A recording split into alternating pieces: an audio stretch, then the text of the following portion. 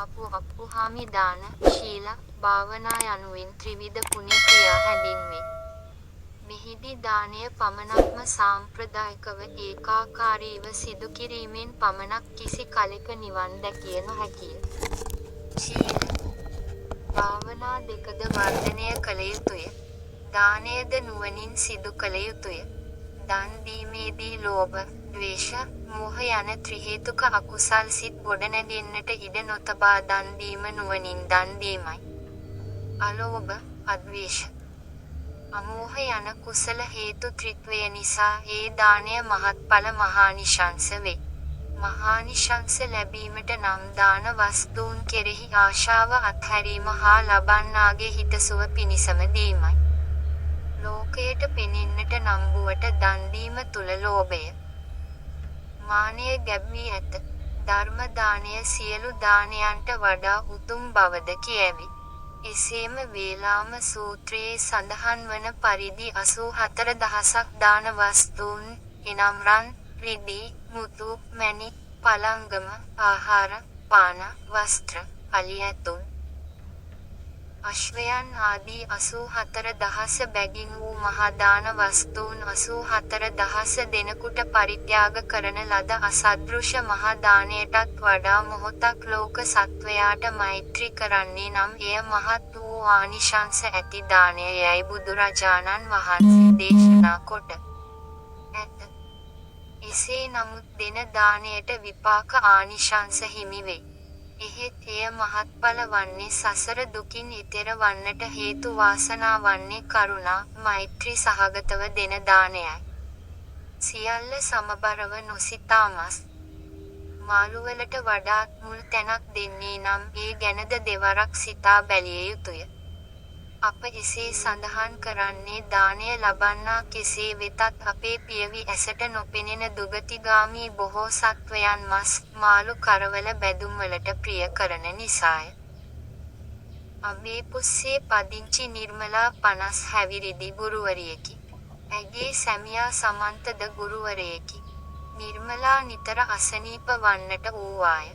ඇඟපත දරුණු රුදාව, හිස රදය ඇයට පීඩාගෙන දුන්නේය. වෛද්‍ය ප්‍රතිකාර සඳහා ගොස් පරීක්ෂණවලට යොමු වීමෙන් ඇගේ ශරීරයට විස බීජයක් ඇතුළු වී ඇතැයි වෛද්‍යවරුන් ප්‍රකාශ කොට ඇත. ඊට වෛද්‍ය ප්‍රතිකාර ගත්තත් සුවයක් නොවිය.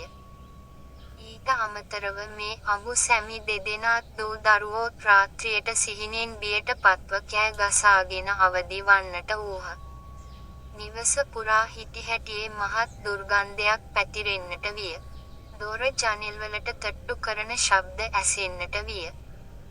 රාත්‍රියට නිවස තුල කවුදෝ එහා මෙහා ඇවිදින ඡායාවක් සමන්තට නිතර පෙනෙන්නට විය. මේ කරදර වේදනාවලින් මිදෙන්නට විවිධවත් පිළිවෙත් ඉටු කළත් සහනයක් නම් නොවිය. අන්තිමට ඇතුල්කෝට්ටේ ගුප්ත ගවේෂණ මධ්‍යස්ථානය කරා සමන්ත නිර්මලා කැටුව පැමිණියේය.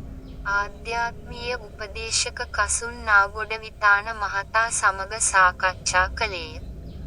සමන්තගේ පියා මිය ගොස් වසරක් ගත වුණු දිනට දුන් දානයෙන් පසු නිවෙසේ අමුත්තක් සිදු වූ බවත් ක්‍රමයෙන් දුක් කරදර බහුල වූ බවත් සාස්තර අහන්නට ගිය තැන්වලින් තමන්ගේ නිවසට හූනියමක් සිදු කර ඇති බව කියනු බවත් සමන්ත කීවේය. ගවේෂකවරයා ඔවුන් දෙදෙනාට ශක්ති කිරණ එල්ල කරන විට දෙදෙනාම වරින් වර වෙලන්නට විය. ඉන් එහා දෙයක් සිදු නොවූයෙන් දින 21ක් ගමේ පන්සලේදී බෝධි පූජා පවත්වා නැවත එන්නේ උපදෙස් දුන්නේය.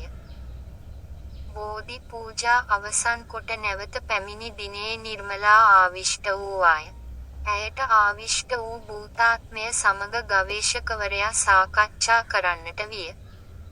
කවුද මේ ශරීරයට රිංගාගෙන ඉන්නේ? මම මේ නිර්මලාගේ ගෙදරට අල්ලපු ගෙදර හිටපු අප්පුහාමි. නිර්මලාගේ කවුද? මම නිර්මලාගේ නෑදෑයෙක් නෙවෙයි. මේ කෙල්ල පොඩි කාලේ ඉඳලා ලස්සනයි.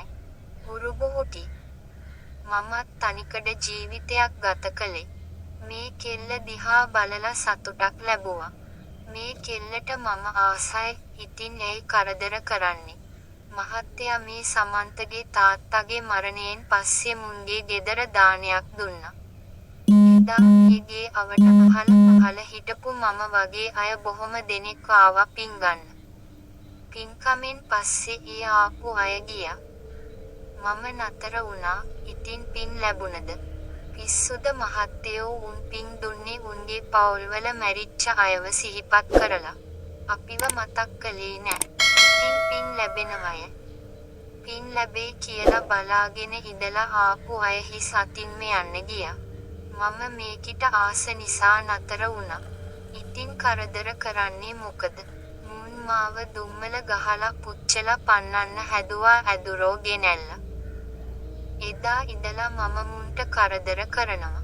ලෙඩ කරනවා. බය කරනවා. මේ කතාව ඇත්තදැයි ගවේෂකවරයා සමන්තගෙන් ඇසීය. ඌ මහත්තයා සාස්තර අහන්න ගිය තැනින් කිව්වා අපට හූනියමක් කරලා අමනුස්සයෙක් බන්ධනය කරලා කියලා. ඒ දේවාලේ කපුවා ඇවිත් තොවිලයක් කළා. අමනුෂ්‍යයාව අල්ලලා බෝතලයකට දාලා මුහුදට දානවයි කියලා අරගෙන ගියා.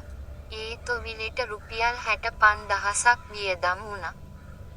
ඒ වුණත් තොවිලෙන් දවස් 3කට පස්සේ ඉඳලා ලෙඩ දුක් කරදර දෙගුණ තෙගුණ වුණා. සමන්ත කීවේය.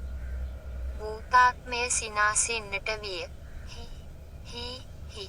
ඒ මේ හිනා වෙන්නේ. ගවේෂකවරයා භූතාත්මයෙන් ඇසීය.